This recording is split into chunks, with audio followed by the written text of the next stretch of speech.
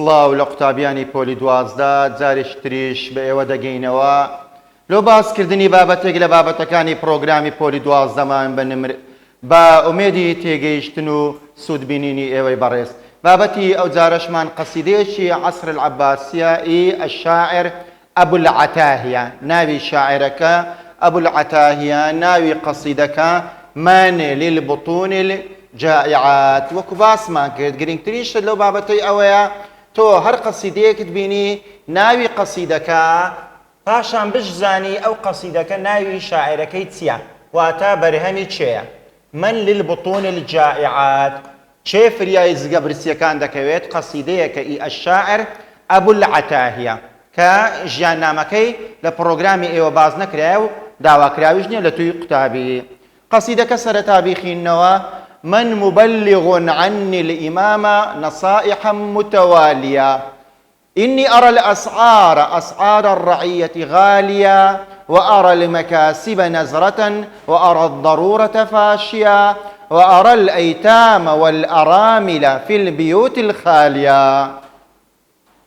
هاشان لا بيتكاني تير دڵێ يشكون مجهدة بأصوات ضعاف عالية يرجون رفدك كي يروا مما لقوه العافية من يرتجى للناس غيرك للعيون الباكية من للبطون الجائعات وللجسوم العارية. واتمنى الشاعر كش أبو العتاهية كيتشك لشاعر كاني سردمي عباسية كان إسادتين قصيدك دكين كرديو پاشان شیکردنەوەشی لۆ دەکەین. من للبطون الجائعات طبعا لەو سەردەمەی کە شاعر ئەو قەسیدەیە نووسیا دیارە کەمێک بارودۆخێکی اقتصادی ناخۆش بەسەر خەڵکدا هاتیە، کاریگەری لەلایەنی کۆمەڵایەتی کە خەڵک بارودۆخیان زۆر خراپ بووە. شاعر ویستیتی پەیامێک بە ڕابەر و بە سەرۆکی ئەو کات ڕابگەێنی دەسەڵاتداری ئەو کات، پەیامەکەش لە ڕێگای شعر، لەبەرەوەی شعر ئەو کاتی باشترین وەسیلە بوو لۆ گەیاندنی پەیامی خەڵکان بە دەسەڵاتداران. شاعر أبو العتاهية دري من مبلغ عن الإمامة چێ دەچی لە جێگای من ئەو پەیامە بە دەسەڵاتدار ڕابگەێنی. ئیمام بە مانای دەسەڵاتدار دێ، بە مانای وتاربێژ دێ، بەڵام لەو قەسیدەی بە مانای والی دەسەڵاتدارە، محافظ هاتیە. نەسائحا متەوالیە من چەند ئامۆژگاریەکی یەک لە دوای یەک لە بۆ بەڕێزی گەورەی خۆم دەنێرم، وەکو لە دڵسۆزیەوە لە بۆی دەنێرم. إني أرى الأسعار أسعار الرعية غالية من دبينم نرخي كلوبلكان نرخي كلوبل بجيري آستي بجيوي هاولاتيان زور برزة كلوبلكان زور لسروي آستي هاولاتيانا وأرى المكاسب نظرة لهما كاتا دبينم كارو كاسبش قلي كما أجر هاتو بارودوخ يعني جرام بو بلام خرق إشي هبو هر فرق دكا بلام خرق كاسبي نبي وإيشو كار نبي بيشي نبي لهما كاشتا نرخي كلوبلكانش جرام بي أو كار صادرو دا براستي وأرى الضرورة فاشية بتساوي خم دبينم هجارية شي كجيشت أصلي ضرورة خلق بيداويست ضرورات كان جيان النبي أو هجارية كوا زور زور كمرشينا حز كان بلاوي توناهم خالقان نكت سينة دياري كاو زور بي خلشي هجاري بسيدا زالا. وأرى الأيتام والأرامل في البيوت الخالية بتايبتي أو باردوخة كاري دود سيني كومالغا كديا بيباوكا كان أواني كسجنة كاسبيان لوكا والأرامل أو ئافرەتانش کەوا لە پیاویان جیابوونەتەوە یان پیاوەکانیان کۆچی دوایی کردیان طبعا ئەوانش کەسێکیان نییە کاسبیان لەو کەواتە بێباوکەکان و بێوەژنەکان ئەوانە في البيوت الخالية هەموو لە ماڵێکیدانە ئەو ماڵە چۆلە هیچ کەلوپەل و هیچ ئەرزاقش تێدا نییە کەوا بەشی ژیانیان بکاتن. يشكون مجهدة هەر هەمیان سکاڵا دەکەن بەدەستی هەژاری. مەجهەدە بریتێ لەو هەژاریە کەوا بەردداتەوە کەوا بێتاقەتت بکا کەوا نووزەت لەوە نێلیتن.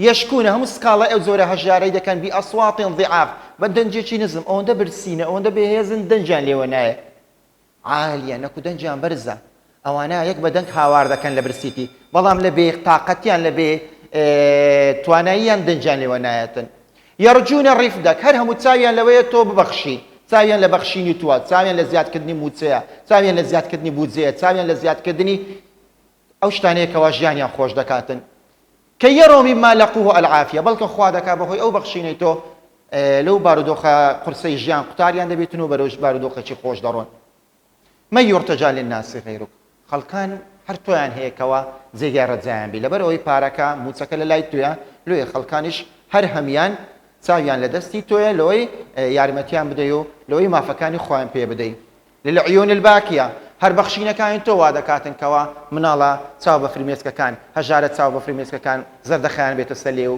فرمێشی چاوانیان بسەرنەوە من للبطون الجائعات هەر تۆی فریایی زگە برسیەکان دەکەوێت غەیری تو بە هاوکاری جیران و دراوسێ و دۆڵەمەندان بارودۆخی خەڵک چانابێتن هەر بەخشینەکانی تو ئەوە دەکاتنکەوە خەڵک لە برسیتی قوتاری بیتن و وەلە الجسوم العاریە جلو بەرجی جوان بپۆشن و لە شمەچی دڕاو لە شمەچی بەپینە ڕزگاریان بیتن بەڵێ ئەوە قەسیدەکەی ئەبولعەتاهیە لە بۆ ئیمامی سەردەمی خۆی مایتمان ئێستا شیکردنەوەش لە بۆ قەسیدەکەی بکەین دەڵێن ئەو قەسیدەیە من مبلغ ئەو منە طبعا منی استفهامیەیە ئەو منە منی استفهامیەیە واتە پرسیارکردن ئەو منە لە بۆ استفهامی بەکاردێ طبعا ئەمە سێ جۆرە منمان خوێندیە منی شەرتیە منی مەوسوولە لەگە منی استفهام ئەوەیان استفهامە واتە پرسیارکردن مبلغ ميمي بالضمة كسر ما قبل الأخير لبابة مشتقات دبتا اسم الفاعل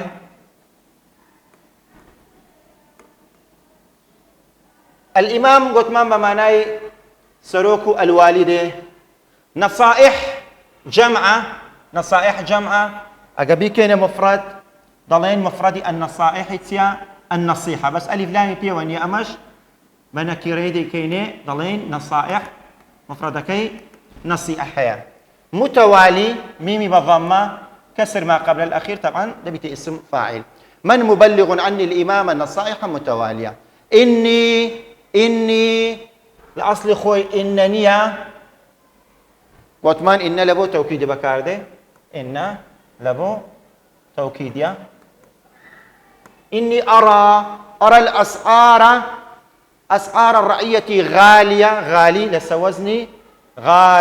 وزني فاعل طبعا أول شيء اسم فاعلة أدي ما مثلوا نبي تنوين كسرة لبرخاتري يا أكوتا أكي طبعا هو غالية فاشية خالية أو همي لبابة مشتقات اسم الفاعل وأرى المكاسب مكاسب جمع مفردك المكسب نظرة يعني قليلة وكو دبينين والشيء أراد سنزارك دوبارة بتوسيط لدواء يكتر ليرة أوش دلالتي أبي كبابتك شاعر باسدك حقيقية أو زارش كج وأرى الضرورة فاشية وأرى الأيتام ديسان أرى واتا ديوي دا صلاة دار تبجيني أو بابتك باسي كده لخلش جيلين أبوه بلكو حقيقية وبتساوكاني خوي هجاري خلشي ديوزيتو هجاري خلشي بينيا الأيتام جمعة مفردكي اليتيم الأراملة جمعة مفردكي الأرملة أرملة في البيوت مفردكي البيت خاليش قوتمان اسم فاعلة بيتكاني تر يشكون مجهدة بأصوات قوتمان زمعوا مفردكي دبيتا صوت سكيك لك سيارة كان مزاري أو يزور زاري بتايبتي جمع تكسيرك الداتي دواء المفرد اللي دكا عالية عافية باكية عارية أو هم لبابة مشتقات قوتم اسم فاعل يرجون رفدك كي يروا مما لقوه مما يعني من ما ليقدرايا ما يرتجى للناس غيرك طبعا هو راس استفهاما وكل بسيار جواب كان ديخيني يقل بسيار ميه مكان او استفهاما بمعنى اثبات ده بمعنى اثبات كردن ديتين ما يرتجى للناس غيرك قلت منك استفهاميه او جيري شي من كان من استفهام بسيار كردن بون من يرتجى للناس غيرك. للعيون الباكية، عيون جمع مفردكي عين. من للبطون الجائعات، بطون بكين مفرد بتا باطن. الجائعات جمع مؤنث سالمة بكين مفرد الجائعة. جسوم دبيت جسم مفردكي. ئەوە سەبارەت بە قەسیدەکەی گوتم زۆریش مهمە بزانین. ئەوەیان ئیستفهامەکە لەو دوو بەیتەی ئەخیری نوعی ئیستفهامەکەی بە مانای ئیثبات دێ. ئیستفهامی حەقیقی نییە، ئیستفهامی ئینکاریش نییە، تەعەجوبیش نییە، بەڵکو چییە؟ ئیثباتی ئەوەی دەکاتکەوە تەنها دەسەڵاتدار دەتوانی هاوکاری خەڵکی بکە، تەنها دەسەڵاتدار دەتوانی فرمێشی چاوی هەژاران بستڕتەوە و جلوبەرجی پۆشتەکان پۆشتە بکاتن. ئەوە سەبارەت بە قەسیدەکەی. ئێستا بچینە سەر معانی الكلمات وشو معناکان. نەزرە یعنی قەلیلە، کەم، تافهە یعنی بێنرخ. المجهد ضيق العيش وشدته، أو بري تنقو طالي جيان، أو بري هجاري. الرفق العطاء، بخشين، دياري، موتا. أو معنى أو شانك بيوسة توي قتابي لبري بكي. باشم بسيارة كان الله أستمع إلى النص مرتين، دو زاران جينا نصك رادقرم. لبري أو نصي مسموع بو، واتلا كتابي قتابين يا زياتر ما مستابا دنقلو قتابي كان يداتن. لۆی پێویستە 2000 قوتابێکی ڕاگری. پرسیاری یەکەمیان کە پرسیارێکی زۆر گرینگە لە قەسیدەکەی ڕووسافی و لە قەسیدەکەی ناظم حکمەتیش باسمان کرد. مرسلی دەوێ. گوتمان مرسل ئەو کەسێک کە پەیامەکەی ناردیە مادەم قەسیدە و شیعرە مرسل شاعرە. ئەگەر نووسینێکی ئاسایی باوە چیرۆکێک ڕۆمانێک مەقالەیەک دەماوە کاتب، ئەگەنا مرسل دائما شاعرە. مرسل شاعرة يعني أبو العتاهية. مرسل إليه أو بيعملوا ناردرايا لقصيدكي ناظم حكمتي دمان قد وطن، لقصيدكي رصافي دمان قد قوم. ليرا من مبلغ عن الإمام بيعمك لبو إمامي نارديا سروك ده صلاة دار. موضوع الرسالة، موضوع نصكي مرسلك بابتك تسبو بيعمك تيتي دابو، نامك تيتي دابو. درباري إبلاغ الإمام بوضع الرعية المعيشية البائسة. پەیامەکە بریتی بوولەوەی پەیامێک بۆ دەسەڵاتدار بارودۆخی خراپی هاوڵاتیان لێ بۆ باس کرابوو. لۆچی لۆی باس کرابوو. عیلەی چ بوو؟ هۆکار چ بوو کەوە دەسەڵاتدار تێبگەێنی کە خەڵک بارودۆخی خراپە؟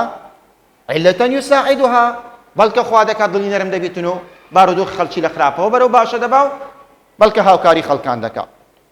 پرسیاری تریان جێ لە سێبەیتی یەکەم ڕادەگرم و وەڵامی و پرسیارانە دەدەمەوە. دەڵێتن ئەو شانە بە مانای چاهات بوون. مبلغ یعنی مخبر، هەواڵدەر، ئەو کەسێکەوە بە نیازی چاک بە نیازی یارمەتیدان هەواڵی خەڵک لە بۆ دەسەڵات دەبات. الئیمام واتە حاکم، دەسەڵاتدار، والی، پارێزگار، مەحافزی شار. طبعا خەلیفە گەورەترین دەسەڵاتدار بوو، لە پاشەی والی دەهات. المكاسب يعني الأرباح يعني قازانت. أو مرادف ياخذ وشومانا كبيوسة لبريب كمهما لقبا تو يقتابي لزاي بزاني أو مشكلة كشاعر باسك المشكلة كاجتماعي بو. هل وكتون قصيدك ناظم حكمته قصيدك رصافيش اجتماعي بو أو بابته شان اجتماعيات زو ذاك الوزاري جيتوا غرزي بابته تشكتي يصير بجزا لوزاري اجتماعي جيتوا يعني كومالاتي سبابته كومالاتي باسكت شاعر الغلاء قراني قلة الأرباح كمي كارو كاسبي قازانت الفقر فقيري الجوع برسيتي سياري جمدري ما الكلمة التي استخدمها الشاعر للدلالة على حقيقة المشكلة. شاعر وشيء تنزارك دوباره كدوا وشيء زور دوباره دكدوا لو إذا صلاة دار بزاني شيء شكا راستقينه براستي ملت بتزدي برسيتي سو شيء زور دوباره دكدوا وشيء أرى سكاكا بيقول باو جيم ليبوا لخلكم بيستي لوانه بيقول باو راز نبي كات الشاعر دري بتساوي خم دبينم خارج باردو خرافه چەندین زار دەرێ بە چاوی خۆم دیتم وشەی ئەرا دووبارە دەکاتەوە ئۆلۆوەیە دەسەڵاتدار باوەڕی پێ بکاتن بزانیتن مشکلەکە مشکلەیەکی حەقیقیە و بارودۆخەکە خراپ ئەگەر چارەسەر نەکرێ لەوانەیە خراپ بەسەری بشێتەوە. پرسیاری تریان دەرێژێ لە بەیتی 4 و 5 و 6 ڕابگرە وا دەکەین دەرێ وشەی خالی بمانایە طبعا خالی يعني بەتاڵ بەڵام لەو قەسیدەیە يعني الفارغة من الطعام يعني بەتاڵە لە خۆراک يعني ماڵەکە هیچ خۆراکە تێدا نییە. لە قیبان دیسان دەرێ بارودۆخی ئابووری ئەگەر هاتوو وا بەردەوام بوو لەلایەنی کۆمەڵایەتی چ کاریگەریەکی لەسەر خەڵک دەبی نەتیجەکەی چییە؟ ارتفاع الأسعار زیاتر نرخەکان گران دەبن قلة الأرباح قازانج کەمتر دەبی جوع الأرامل واليتامى کۆمەڵگا هەموو برسیدەی بە تایبەتی بێباوکەکان و ئەو کەسانێکەوە شویان نەکردی یاخود پیاوەکانیان وەفاتی کردیان لێی جیابووینەوە. پرسیارێکی چارەمیان دەرێژێ لە دوو بەیتی کۆتایی ڕادەگرم و وەڵامی ئەو پرسیاران دەدەمەوە بە تایبەتی پرسیاری ئەلیفی کە گوتمان زۆر زۆر مهمە چەندین جار لە وزاری هاتەوە احتیمالی هاتنەوەشی هەیە دیسان دەرێ ئیستفهامەکە بە چ مانایە کاتبوو ئیستفهام لە دوو بەیتی ئەخیری بە چ مانایەک هاتبوو ئیثبات من گوتم ئیستفهامەکان بە مانای ئینکاریمان هەیە لە وانە یەکەم باسمان کرد بە مانای تعجب و سەرسەما بە مانای ئیثباتیشمان هەیە لێرە بە مانای ئیثباتکردن دێ یعنی چێ یعنی شاعر ئیثبات دەکات جگە لە ئیمام و سەرۆکی هیچ کەسێک ناتانی بارودۆخی خەڵک بگۆڕیتن و یارمەتیامدا تەنها ئەوە دەسەڵاتی ئەودا هەیە کەواتە مهمە ئەگە ئەو بەیتە هاتەوە مە یورتەجا للناس غیرک گوتی زۆری ئیستفهامەکە چییە بە ڕێز دەرەی ئیستفهامەکە ئیثباتە. پرسیاری تریان دەرێ ئەرێ غەرەزی شاعیر چ بوو شاعیر چییە ئەو بارودۆخ و ئیمامی باز دەکات دەوێت تەبیعاتی بگری دەوێت خەڵکی لێ هاندا نە حەظ الحاکم على مساعدة الرعية دەوێت هانی بدا لۆ کۆی لۆ هانیدا بەڵکە یارمەتی خەڵکان دەداتن و بارودۆخ خەڵکیش چا دەکات. پرسیاری تریان پرسیاری پێنجەم دەرێ أعلل مخاطبة الشاعر الإمام بلهجة ناصح شی دەکەمەوە هۆکارەکەی دەرێم لۆ چ شاعر وا بە زمانێکی نەرم و شیرین قسەی لەگەر ئیمامی دەکا لە کاتێکەوە بارودۆخی خەڵک خراپە لۆ بە زمانێکی توندی شۆڕش جێرانە قسە ناکا وەڵامەکە ئەوەیە یەکەمیان لأنه يعتبر الإمام غير مسؤول شاعر قەناعەتی وایەکەوە ئەوەی کە ڕوودەدا لە گرانی و لە خراپی بارودۆخ هیچ بەرپرسیارەتێک و هەڵەیەک و تاوانەکی دەسەڵاتداری تێدا نییە پێی وایە خەتای دەسەڵاتدار نییە خەڵک خۆی خراپە خۆی گرانجایە دەوروبەرەکەی دەسەڵاتدار بابەتەکە تێناگەێنن گرنگ ئەوەیە قەناعەتی وایە خەتای ئیمام نییە. خاڵی دووەمیان لا يريد إغضاب الإمام شاعر دەیەوێ قسەیەک بکات کە ئیمام دڵی نەرم بی نەک زیاتر تووڕەی بکاتن و بارودۆخ خەڵکی تێک بدا. سەبارەت بەوەیان کەەوە شاعر قەناعەتی وایە خراپی بارودۆخ تاوانی سەر و دەسەڵاتدار و سەرکردایەتی تێدا نییە کتابەکەمان دەڵێ هذا اعتبار خاطئ ئەوە بیرکردنەوەیەکی هەڵەیە کاتێک خەرک بارودۆخی خراپە بێگومان لە کەم تەرخەمی دەسەڵاتدارەکانە. ئەوە پرسیاری پێنجەمیان.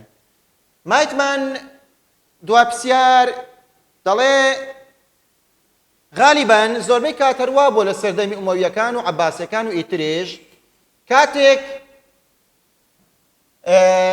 شاعرەکان بابەتەکەیان دەربارەی دەسەڵاتداران بوون یا مەدەحیان دەکردن لە پێناوی پارە و جلوبەرێک یاخود زەمیان دەکردن هەتا خەڵک ڕاپەڕی شۆڕشیان لە دژی بکات کەچی ئەو شاعرە نا بابەتەکەی هۆندە توندە خەڵکاندا لە بۆ شۆڕش نەمە بەسیشی پێ قازانج و کاسبیە ئەدی بابەت چییە؟ بابەت چییە؟ الشاعر هنا لا تخص الإمام الحاكم بالمدح التكسبي شاعر لو قصيدة مبستي أوانية مدحي إمامي بكا مدحي حاكمي بكا لو هتا قازانز بكاتنو كاسبي و باري بي ببري ولا بالهجاء ما بس شي أوانية زويني بي بدا وقصينا شيرني بي بري هتا خلشي ليهان بدا أدي تسيا الشاعر لا يريد من خلالها مصلحة الشخصية شاعر كسچی برژەوەند پەرز نەبوو چاوی لە مەسلحەتی تاچی خۆی نەبوو ئەدی چی دەویست یورید مصلحة الرعية تەنها بەرژەوەندی هاوڵاتیان و گەلی دەویست الشعب دەری ئایا شاعر بێ مەدحی دەسەڵاتدار بکە لە پێناوی پارە یاخود بێ زەمی بکە لە پێناوی هاندانی خەڵک شتێکی باشە دەری نەخێر دەری ئەدێکە شاعر هات مەبەستی قازانجی خۆی نەبوو تەنها لە پێناوی هاوڵاتیان بە زمانە شیرین هات چێشەی هاوڵاتیان لێ بۆ دەسەڵاتداران بر بەڵکە بارودۆخکە چا دەکا دەرێن هذا ما ئوئەیدهو تەمامان بەڵێ من لەگەر ئەوەم و 100% پێم وایە شتێکی چاچی کردیا ئێستا مایتمان پرسیاری وزاری بزانین دەربارەی ئەو بابەتەی دەرێ من للبطون الجائعات من للبطون الجائعات منەکە ئیستفهامیەیە واتە پرسیارکردنی تێدا هەیە ئەوەیان زۆری پرسیارەکە چییە دەلالەی ئیستفهامەکە چییە ئەو منە زانیمان ئیستفهامە بەڵام لە بۆ زۆرە ئیستفهامێک بەکارهات طبعا نەفی نییە نەرێبیتن یان ئینکاری بکاتن استغراب و تعجبیش نییە بەڵکو چییە بە مانای ئیثباتکردن دێوەکو لە پرسیار وەڵامەکەی کەمێک پێ ئێستا باسمان کێت کەواتە وەڵامە ڕاستەکە ئەلیفە ئەو پرسیارە زۆر میمە زیاد لە جارێک لە وزاری هاتەوە دووەم قەسیدەی من للبطون الجائعات سەردەمی عەباسیەکانە دەرێ بەڵێ سەردەمی عەباسیەکانە پرسیارەکە دەرێ سەردەمی عەباسیەکەمە یان دووەمە یان سێمە یان چارەمە ئەبول عەتائیە یەکێکە لە شاعیرەکانی سەردەمی عەباسی